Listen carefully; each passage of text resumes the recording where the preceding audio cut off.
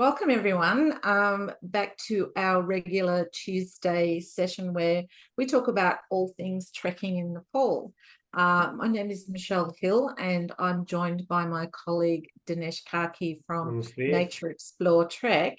And today what we're talking about is quite a different sort of trek than what a lot of people initially think about when they think about trekking in Nepal. So we're going to talk about the Upper Mustang Trek and what's different about this compared to some of the other treks in Nepal, and why coming in June or monsoon season is actually a really good idea when you want to explore this area.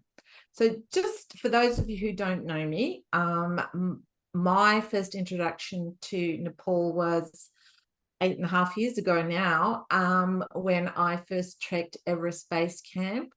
I turned up in Nepal with no idea what to expect, and Everest Base Camp was probably pretty much up until that point the hardest thing I'd ever done. But the absolute exhilaration and the transformation and the personal growth that I got from it was really eye-opening. So much so that I came back 2 years later and trekked Annapurna Circuit, and again had the most wonderful experience. And part of the reason why Dinesh and I are collaborating to do these events is because this is an opportunity for me to help share how wonderful it is to come and trek in Nepal, and to help for people who are thinking about, oh, maybe I'd like to do that, but I'm not sure, to give you an avenue to ask questions or to just simply watch our recordings or join in our live events to learn more and get your questions answered. So I'm just going to let Dinesh introduce himself, and then we will dive into today's topic. Namaste, good morning. Thank you, Michelle.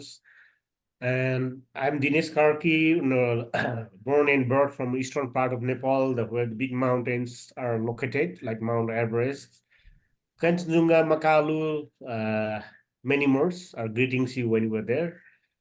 And yeah, I came to Kathmandu like 3 years ago now, after I got my school leaving certificate, in short for SLC we say. Then continue I working in this tourism sector since that date. And beginning, of course, I was supporting and carrying the bag at porter, and been trekking all over the Nepal, like popular destinations for travelers such as Everest, Annapurna, Langtang, Manaslu, Kanchenjunga, like all the big mountains were trekking trail uppers. And after like almost more than half decades as porter, done the job, then I upgraded as a assistant guide for a few years more, and then finally I became the full guide, where I have a big responsibilities to take care of the groups to the mountains. Been like many years as a guide with one of the toppest companies in Nepal, in Kathmandu based especially. Then since 2015, we own our one trekking company, Nature Explore Trek, where Michelle and I met at the first time on her trip to Everest, I think. And since 2015, we're continuing running our one company, and we have met like many new people from all over the world, like thousands people, and we've been organizing all the big trips like Western Tibet, like Kailash trip, and India, and many more trips. At the meantime, I have also got good chance to, or like good opportunity to visit west part of the Europe, like such as Switzerland, few trekkings in couple of years, and yeah, it's good experience. And while in this our journey, we meet so many beautiful people from all around the world, and we have got good rates, highly rated companies. Been like, well, we feel like proud and lucky to have all of these beautiful friends. And yeah, so let's talk about Mustang for this morning. Yeah, for now we are just, yeah, this is now for. Yeah, so Dinesh and I were just talking before we started, and when I did my Annapurna Circuit trek, after you go through Thoronga Pass, you're actually in the Lower Mustang area, but I haven't actually been to Upper Mustang yet. So notice that yet. Now, one of the first things that I wanted to explore is You know, for a lot of the treks, it's always, you know, spring or autumn are the really good times to trek. And for a lot of areas, it's like, don't go there when the monsoon is on. But Upper Mustang seems to be the reverse of that, or you can go all the time. But specifically today, we wanted to talk about why you would choose to go in June. Like, why is that a good time of the year to do this particular trek? Thank you for the questions. Yeah. Upper Mustang is the plateau and border with Tibet, right? It is like almost the brown hills, like desert. So comparison to other lower part of the Nepal, in Upper Mustang is less rain, as we have experienced like many years, and as we understand, and been trekking with groups many times in June, and we don't receive that heavy rain in the high part of the trek. Of course, the Upper Mustang is bordered with Lower Mustang, or in Jomsom, that's popular, and Annapurna trekking trails, right? Yeah. It might be a little bit disturbed in your like in lower part of the trek, but when you will go in the higher part of the trek, a higher section of the trek, then it's very rare to rain, less rain, even like Okay. almost no rain. But weather is unpredictable, but still as your experience, so we don't receive that much rain, right? And it Yeah. is like the Upper Mustang is like not for more mountains, it is for more cultural trip, Right. especially the Buddhist culture and the landscape, the old incense, like all the monasteries and regions, these things, why we go to the see the Mustang, the caves, like from the 700 to 800 centuries, and the monasteries and all the histories, it was like a Yeah. forbidden kingdom. For the trekkers, Okay. it was just open from, I think, 1992 or something. It's very lately opened. Otherwise, it was sacred, restricted place. And because of the Nepal government want to keep this heritage for secret, as it is highly like important. So that's why it is very good place, and it is the border of the Tibet plateau and dry land. Even in June, is less rain, and Mm. then more clear in the higher part of the trek. So Yeah. as I told you earlier, when we trekking in Upper Mustang, so our expectation is not to see the big mountains like other trek in Everest or Annapurna. So there we going for explore the culture and region and caves and landscape. So that means even there is staying little clouds around the hills, but it's still no problem, So and then in the monsoon, when you trek in, like for example, June, July, August, September in Upper Mustang, it is really colorful because of all the greenery are back after the spring. Okay. And like it is like a really big coloring and decorating with the flowers and harvesting with really greenery. It makes you very beautiful villages and hills. It makes you very good atmosphere for trekkers and for any travelers. Okay. Also in the June, it is very less trekkers and it is very quiet and very nice to trek it over there. So sorry, you want to say something? No, no, no, you keep going. When you finished, I was going to ask you something, but you keep going. Okay. Yeah. Yeah. So it's for quiet, very quiet and peace and nice and like uh nice weather and Mm. good time. The June is the best. Normally, Upper Mustang's trek season starts after the May to Right. the August and September, November. But in winter is not recommended because it is also the border with the big mountains such as Annapurna, Nilgiri, Dhaulagiri. It is the Mm. behind of the mountains, so it's snowing, of course, in winter. After Right. November, not recommended place to until the mid of April almost. Okay. All Yeah. right. So, so if you're there in June, which is that technically summertime? Yes, Or it is the yes. beginning of summertime. All right. So say we were doing a trek in June, like would it be really hot or would it be like cold at night and warm during the day? Like what sort of temperatures and what sort of gear would you wear if you were doing this trek in June? When we going to June to Upper Mustang, the temperature will very suitable, like reasonable, not cold, not hot. Of course, Yep. in the monsoon in Nepal, it is warmer than the winter and autumn. like lately autumn. So during the day, the temperature will be like 20, 25, Okay. Yeah. right? When the sun shine. And Yeah. then midnight can be like 18 to 20, even like 15, 20 in between. Right. It is, I'm talking about higher section of the trek. Yeah. Might be in beginning of the trail, like let's say between Jamsom to the somewhere like the bank of the river, bank of the Kali Gandaki River. That I think you've been walking the river, right? The bank river. Oh, yeah. Yeah. I've Yeah, done one. that might be little hard because of we're not having like that much forest. It is like Mm, more desert and it is. like more Yeah. open valley. And when we go upper section of the trek, so it might be like 20, 25 a day, and at night 15 to 20 degree.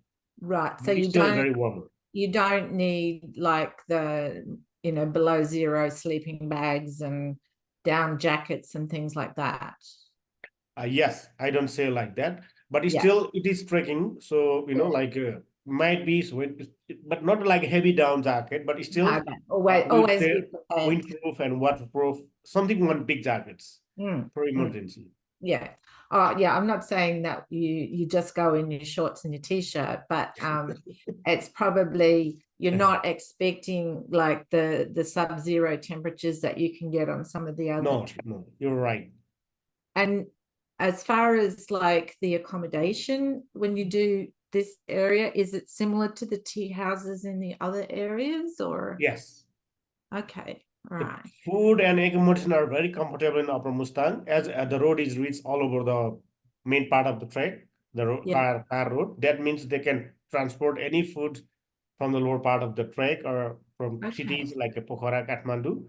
Yeah, So for food and accommodation is more comfortable like Everest and Annapurna. all right. So maybe do you want to just quickly give us an overview of what the itinerary would look like? Yes.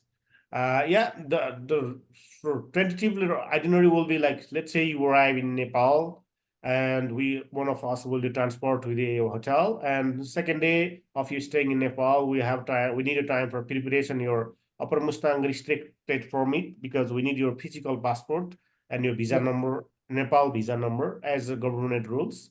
yeah, And on the third day, we will like fly or drive to Pokhara. The both options are uh, available. And on the fourth day, you will take another short flight from Pokhara to Jomsom. So it yeah, is like 25 scenic flight through the Annapurna and Mid Dhaulagiri mountains. So yeah, Jomsom is very small air sport where you just take like 25 minutes flight in small airplane, like 16 to 17 people. And then basically your trekking start from Johnson. So one of your staff will come meet you there. Like all your porters and things, they will meet in the Johnson. And then after you get ready, then you start walk. From first day, you will trek from Johnson to Kagbeni.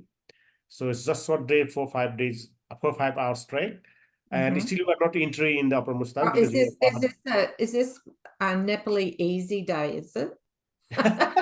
Nepalese easy flat. Just for Like, those of you who haven't seen some of our yeah. videos before, I think Dinesh's definition of what easy trekking and my definition of easy trekking are slightly different. Yeah. And day fourth, we just trek to day fourth of your Nepal. We will be in Kagbeni. Still, you are not into the Upper Mustang. And Yeah, on the day fifth in the morning, we will check our restricted permit to the government officers there, and then we enter the Upper Mustang from after the Kagbeni. Kagbeni is located in 2,700 meter high already.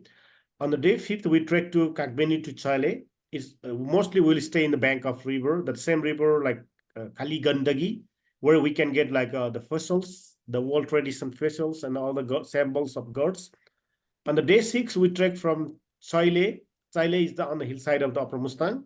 So mhm, Chaile to like Giling, the place called Giling. It is all of the names are belongs to the Tibetan religions and culture, So it Giling. On the way, you will cross the many beautiful and old caves like Guru Rinpoche caves, where Guru Rinpoche was meditate on that caves, and mm, then up and downs, of course. And that day you will sleep like 3,500-meter altitude. Giling is beautiful Tibetan towns where you can see the red monasteries and a lot of histories. your guide will explain you like every day, following days, where you going and what we gonna see and where we gonna stop overnight. Everything will be explained after your dinner for following days. On Yeah. this, on the day of it, you will trek from Giling to Charang. It is like 5-6 hours walk. And on that day, we have a few high passes, like a 4,000. Nangzungma Pass is like a nearly 5,000 meter high pass, but little up and downs. Along the way, we will also cross the Gami village. Gami is another one Tibetan village, like Buddhist village, where we can see, of course, all the local lifestyle, school, monasteries, like basic, all the domestic animals, whatever. On Mm. the 9th of your traveling date in Nepal, you will be reaching the Lo Manthang. Lo Manthang is your like last destinations of your trek, where you're gonna stop a couple of nights for explore the all this old culture, nature, landscape, and also uh, you can also go to the Nepal and Tibet border from the Lo Manthang if you have like a couple of more days. But as our itinerary, we are only prepared for one more night. That means you Yeah. have a full one day to explore in uh, Okay. Lo Yeah. Manthang, and then your trip return from there. You will not, as I designed this itinerary for the from 9 June to the 25th of June 2014. This trip Yeah. we're going to hosting. It is will not come back to same way as we went up. We'll come to the eastern part of the Upper Mustang. Like Yeah. from Lo Manthang, we'll trek to the Ara village. Ara is another very typical and very rare small town of Tibetan, and all surrounded by the caves and river, like the same river that we met in earlier of our trek. And from Era, we have a one more exploration day. That day we will hike to the Luri Gumba. Luri Gumba, it is like a very popular in the Upper Mustang. The people who want to trek or explore the Upper Mustang, uh, they want to see that monastery because of it is very Yeah. highlight of that reason. From Era, after exploration day, from Era, sorry, I missed the days. Maybe it might be we're on 11 anyway. From Era, we will come to Tangbay. Tangbay is another town, like 5-6 hours walk, and we will pass few high passes, like below 5,000, not over the 5,000, like 4,500, like 4,300 in between. And from Tangbay, we will trek to trek back to Susang. Sorry, not Sukung, Susang, to where we went to trek. That means we just did a quite small loop and we meet the same trail where we went before. From Susang, and we will trek to the Muktinath with another high pass to meet the Muktinath, where we meet a classical Annapurna circuit trekking trail. And from Muktinath, we will back to Johnson, same point where we basically started trekking. And Yeah. from Johnson, we fly back to Pokhara, and where your trek it ends. This is the like outline itinerary. Now, some people also they go like overland, like by jeep, Yep. instead of walking, they can Yeah. also go by jeep nowadays. But Yeah. if you go by jeep, it will be not like the same number of days that I explain. I tell you now here. It Yeah. will be less because of driving is quite quicker. Yeah. And yeah, The Jeeps are a little bit quicker than what I walk. yeah. Some people also do the different itinerary, like they do this same way to get Lo Manthang, the last stop, Yeah. and come back to the same way also. But Yeah. as I hear from my travelers, from my clients, they always suggest me to take the small circuit, not return the same way, because as they Yeah. said, like it's not a good fun to come back in the same way. And that's I note it, and Yeah. No, I doing a do it. loop is for Yeah. me, I think is always much more interesting because sometimes it's sort of like if you're going up one way and then coming back exactly the same way, whilst it's still good, if you can go and see different things, that's even better. So that itinerary that you've just outlined, that's already locked in for June this year, starting on June the 9th. So if anybody is watching who would like to join us, please reach out. There is a contact form on the website, and it is natureexploretrek.com. And just look for the contact form. If you want to see more information about what actually happens in the Upper Mustang Trek, There is plenty of information on the website. Now, there was one other thing that I saw, and I'm not sure if you've mentioned it yet, that in this particular itinerary is the TG Festival. Is that right? Yeah, TG Festival, it will be not included in this itinerary because Right. TG Festival is in May. All But right. we So will I this, yeah. got my information wrong. Sorry about No, that. it's okay. Yeah. Mhm. But still, this itinerary gives people a chance, particularly if you don't have a choice of when you can come to Nepal. If you are locked into, only the monsoon months, this is a really good alternate, so that you can actually also get right up near to the Tibetan border, and it is very culturally focused and will be a really good cultural immersion. Is there anything else that you wanted to add in terms of why this might be different to, maybe some people have already, if they've done Everest Base Camp, or if they've done, Annapurna Base Camp or something like that? Anything that would be different or interesting for people to know? Yes. Thank you for the last question, I think. Yes, if someone already done some treks in Nepal, like Everest, Annapurna, any other longer trek, and is still looking for different adventure and different time of year, like, and this Upper Mustang is really, really beautiful and really different than others because of, as I already tried to explain, other trekking is more like offering like views of mountains, right? But this Upper Mustang is like more for the cultural trip, Okay. especially the Buddhist culture and the Okay. old monasteries, caves, rivers, and landscapes. The Upper Mustang landscape is totally different than Annapurna and Everest, right? Sounds like I might have to book in for one. You're welcome. Yeah. And so it Okay. is like, All and right. the Upper Mustang is you can doable in June, July, August, September, October, like let's say to November. Other Okay. trekking, like Everest and Annapurna, it's like a raining and disturb your holiday in some Yeah. monsoon. So Yeah. Upper Mustang, if you are done other trekking and you are not have time to come in autumn and spring in Nepal, you want to come to in monsoon, like you got time in monsoon, then Upper Mustang, Upper Dolpo, now these trekkings are the really good for the monsoon time in Nepal. Yeah. So Upper Mustang is one of the best trekking trail where you can trek in monsoon. Like normally the season start after May to end of the October for a good time, right? So Yeah. you can do both walking and driving, but you need like special permit. This trek is a little bit expensive than others because of restricts permits. For every Right. day they charge minimum we have to buy for 10 days. And after beyond the 10 days, you have to add like a $50 a day.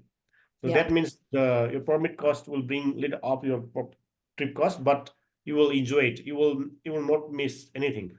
If you really Okay. love to see the Buddhist culture and nature and different landscape, like almost like a Tibet plateau, then Mm. go to the Upper Mustang. Yeah, well, because I remember, when we were doing Annapurna circuit, and yeah, we were in the Lower Mustang. It is very different, and quite like when I was there, it was quite dry and dusty. And we did actually see somebody who almost looked like he was dressed like a cowboy. So Yeah. okay, let's wrap it up for there. And as I mentioned, if any of this is of interest to you, please reach out. The website is natureexploretrek.com, and just fill out the contact form or send us an email, info@natureexploretrek.com, and then join us next week. What we're going to do next week is we're going to talk about Everest Base Camp, but the focus is going to be on, like, what are the pros and cons of doing a short trip versus why would people decide to extend out for 2, 3, 4, or 5 days longer to perhaps incorporate, the fact that they want to stop and take more photos, or they want to take longer on the way down. So we'll go into that in more depth next week. So Yeah. thank you very much, Dinesh. You're welcome. Namaste. Yeah. We talk to you again Yes, see you next next week. week. Yeah. See you next week.